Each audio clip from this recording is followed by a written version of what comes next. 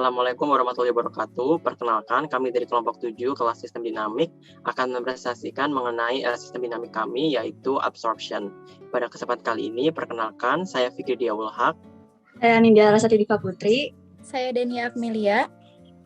Saya Nanda Rizky Rumaisya. Kami akan mempresentasikan mengenai hasil pekerjaan dari simulasi kami menggunakan sistem Stella. Di sini kami menggunakan model sistem absorption. Ini adalah kelompok kami. Berikutnya, saya akan menjelaskan mengenai ilustrasi dan model pada kolom absorption ini yang digunakan sebagai sistem pada permodelan sistem dinamik kami. Akan menggunakan kolom absorptions, di mana gasnya merupakan objek yang akan dimurnikan atau menjadi pure, sedangkan liquidnya merupakan absorben yang akan memurnikan si gasnya ini. Di mana pertama, gasnya akan masuk ke dalam bottom of the column sebagai gas feed stream yang akan dimurnikan atau diabsorb oleh liquid stream. Yang liquid streamnya akan masuk dari bottom atas sebelah kiri, bisa kita lihat di mana liquidnya berperan sebagai cairan yang akan memurnikan gasnya sehingga gasnya menjadi lebih pure. Nah, contoh penggunaannya ini pada penggunaan heavy oil stream yang berbentuk liquid untuk menghilangkan atau memurnikan benzen pada gas benzen. Lalu absorption column ini juga memiliki beberapa tray yang memiliki layer-layer yang terdiri atas liquid yang mengalir melewati tray-tray. Nah, biasanya tray ini juga berada pada fase kesetimbangan atau equilibrium.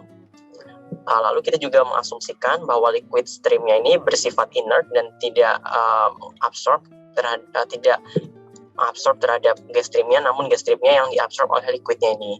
Lalu kita juga mengasumsikan bahwa gas streamnya ini juga inert dan juga tidak absorb ke liquid streamnya.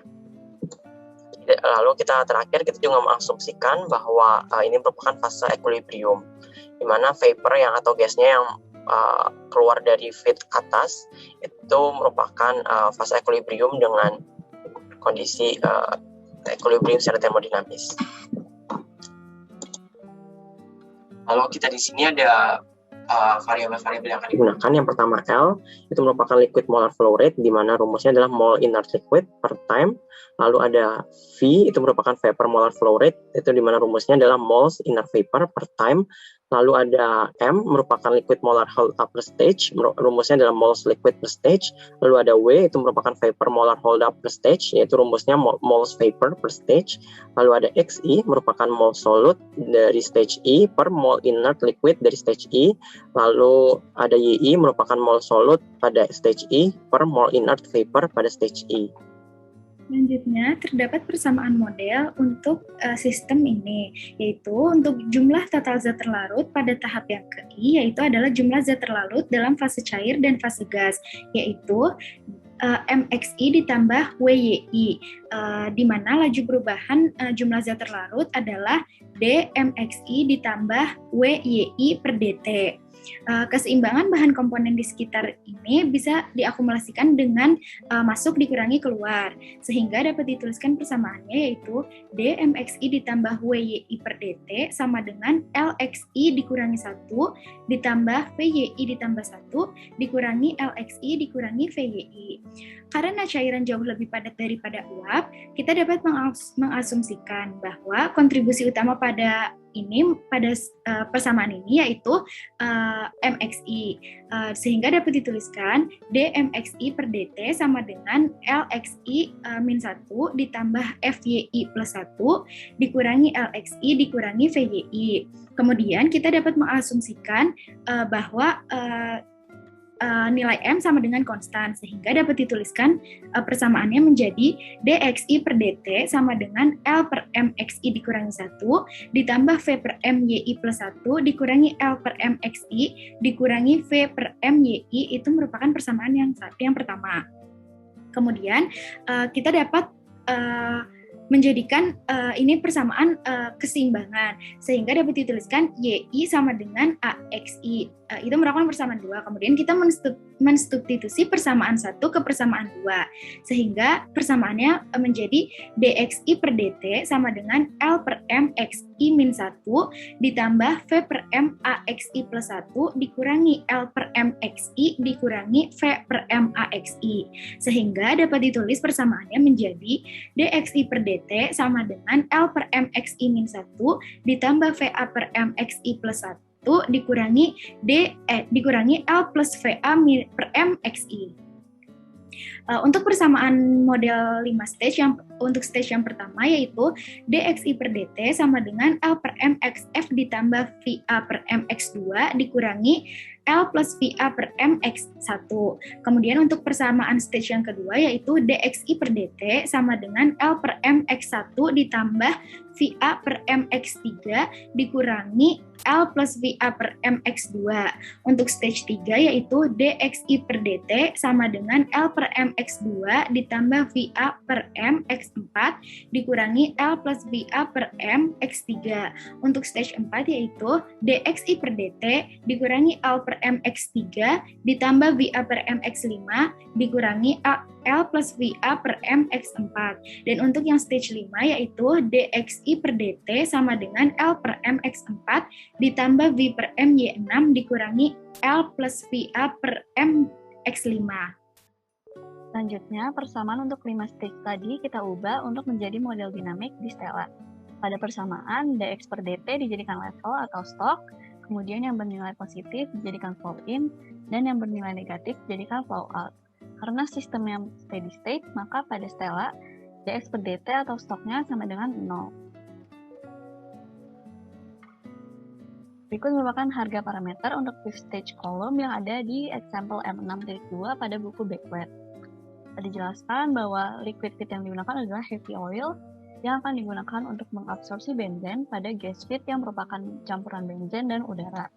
Nilai L atau liquid flow rate adalah 80 kg/mol per jam, nilai V atau vapor flow rate adalah 100 kg/mol per jam, kemudian nilai A atau parameter equilibrium adalah 0,5. Kemudian nilai M atau liquid molar hold up per stage-nya sebesar 400 kg/mol. Sementara XF atau fraksi benzen yang ada pada liquid feed sebesar 0 kg/mol benzen per kg/mol minyak. Sementara Y6 atau fraksi benzen yang ada di gas feed sebesar 0,1 kg/mol benzen per kg/mol udara. Berikut merupakan model Stellanya yang tanpa pengendali. Setiap persamaan kita masukkan ke flow in dan flow out, kemudian flow-nya dimodelkan pada mode uniflow. Sementara variabel L, M, A, P, X, F, dan Y6 dimodelkan sebagai converter. Nah, berikut merupakan persamaan yang kita masukkan, beberapa contohnya. Yang pertama ada pada top stage atau di stage 1, kemudian pada stage 2, dan di bottom stage atau pada stage 5. Dan berikut merupakan hasil yang kami dapatkan dari simulasi tanpa pengendali. Dapatkan nilai X1 sebesar 0,0076 atau 7,6 kali merupakan min 3. Dan nilai ini sudah sama seperti nilai yang ada di buku Beckwith, seperti yang ditunjukkan pada gambar sampingnya. Sehingga ini menunjukkan bahwa simulasi yang kami lakukan sudah tepat. Selanjutnya, kami melakukan uji sensitivitas parameter berupa L dan V terhadap X1 di mana kita menentukan bahwa X1 merupakan control variable untuk mengetahui parameter yang paling mempengaruhi. Di mana di kondisi awal ini kita melakukan uji sensitivitas L, di mana kondisi awal L yaitu sama dengan 80, kemudian kita melakukan run sebanyak 5 kali, di mana run pertama bisa dilihat di tabel bahwa kita menguji di L sama dengan 60. Ketika dilihat bahwa nilai X1 sebesar 20,14. dikali 10 pangkat min 3. Nah, kemudian kita melakukan run kedua di mana nilai L merupakan nilai 70, di mana kita mendapatkan X1 12,25 dikali 10 pangkat min 3. Bisa dilihat di sini kita udah melihat ya bahwa saat kita naikkan nilai L maka X1-nya berkurang. Begitu seterusnya, di mana di run ketiga kita melakukan uji L sama dengan 80, di mana itu merupakan kondisi awal, kemudian kita melakukan run keempat di mana L sama dengan 90, dan run terakhir yaitu run kelima yaitu L sama dengan 100. Nah, kita bisa lihat nih di grafik bahwa nilai kondisi awal pada grafik run ketiga, nah kemudian di run pertama pada L yang kecil, lebih kecil, didapatkan nilai X1 yang besar. Begitu seterusnya sampai run kelima yaitu L yang tinggi atau L sama dengan 100, kita mendapatkan nilai X1 yang kecil. Kemudian kita melakukan uji sensitivitas V, di mana nilai V ini kita pada kondisi awal yaitu sama dengan 100, dan kita melakukan run sebanyak 5 kali juga, di mana kondisi awal pada run ketiga dan run pertama itu kita melakukan di V sama dengan 80, dan run kedua di V sama dengan 90, run keempat V sama dengan 110, dan run kelima di mana V sama dengan 120.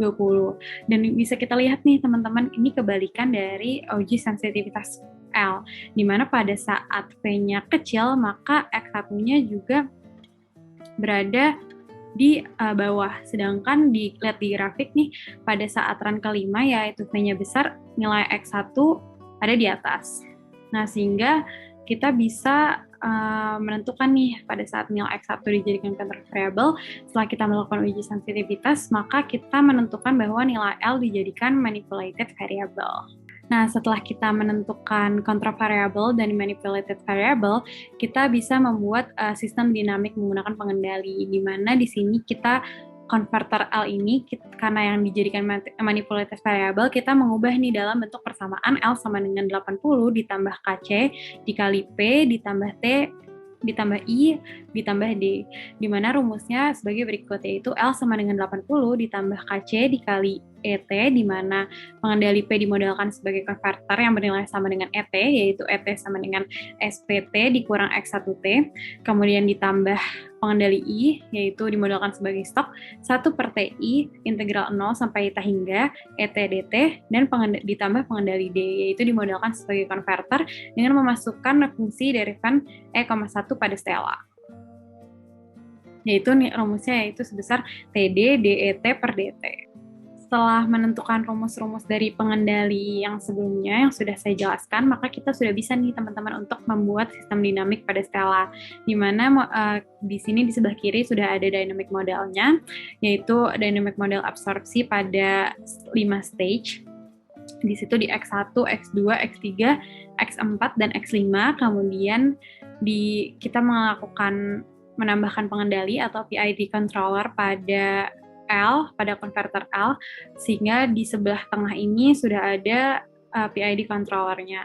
Selain itu, kita juga menambahkan control performance, di mana menggunakan IAE dan ISE. Selanjutnya, kita menentukan nilai KC, TI, dan TD menggunakan FOPDT model atau Graphic PRC, di mana kita menguji nilai L pada saat L sama dengan 80 dan L sama dengan 100.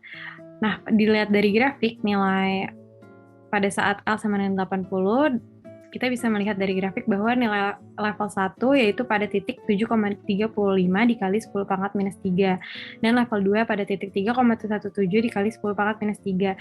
Sehingga dari perbedaan level tersebut kita bisa menghitung selisihnya dan mendapatkan nilai delta yaitu sebesar minus 4,18 dikali 10 pangkat minus 3. Nah, karena kita menguji dari L sama dengan 80 dan L sama dengan 100, maka kita bisa menentukan juga nilai delta yaitu 20. Sehingga dari selisih antara nilai level dan nilai L, kita bisa mendapatkan nilai KP, yaitu pembagian dari selisih tersebut dan didapatkan nilai KP sebesar minus 2,09 dikali 10 pangkat minus 4. Setelah menentukan nilai KP, kita juga bisa menentukan nilai T 63% dan nilai T 28%, dan kami menggunakan metode interpolasi, di mana kita mendapatkan nilai T 63% sebesar 94,38 dan nilai T 28% sebesar 84,36. Setelah menentukan nilai T 63% dan nilai T 28%, kita sudah bisa menentukan nilai tau dan theta dari rumus yang ada di atas, di mana nilai tau yaitu rumusnya 1,5 dikali T 63% dikurang T 28%, sehingga kita bisa mendapatkan nilai tau yaitu sebesar 15,02. Dan kita juga bisa mendapatkan nilai theta dari pengurangan antara T 63% dikurang nilai tau, yaitu sebesar 79,36. Ketika sudah menentukan nilai KP, tau, dan theta, kita sudah bisa menentukan parameter KC, TI, TD pada pengendali P, I, PI, dan PID. Nah, dari rumus yang ada di tabel di sebelah kiri, kita bisa nih menentukan nilai parameter KC, TI, TD, yaitu pada tabel di sebelah kanan, di mana nilai KC pada pengendali P yaitu sebesar 905,97, nilai pengendali KC dan TI pada pengendali PI yaitu sebesar 815,37, dan nilai TI yaitu sebesar 264,27, dan kita juga bisa menentukan nilai KC, TI, dan TD pada pengendali PID, yaitu sebesar yang ada di tabel berikut. Kemudian kita memasukkan ke dalam sistem model setelahnya, yaitu hasil dengan pengendali P, di mana kita memasukkan nilai KC sebesar 905,97 dan set poinnya yaitu sebesar 0,0076, sehingga didapatkan nilai IAE sebesar 0,211937 dan nilai ISE sebesar 0,001125. Kemudian hasil dengan pengendali PI, kita memasukkan nilai KC sebesar 815,37 dan nilai TI sebesar 264,27 dengan nilai set point tetap 0,0076, sehingga didapatkan nilai IAE sebesar 0,215237 dan nilai ISE sebesar 0,001136. Kemudian hasil dengan pengendali PID, kita memasukkan nilai KC sebesar 1087,17, TI sebesar 158,72, dan TD sebesar 39,68, dengan nilai set point tetap 0,0076, sehingga didapatkan nilai IAE sebesar 0,263135 dan nilai ISE sebesar 0,001293.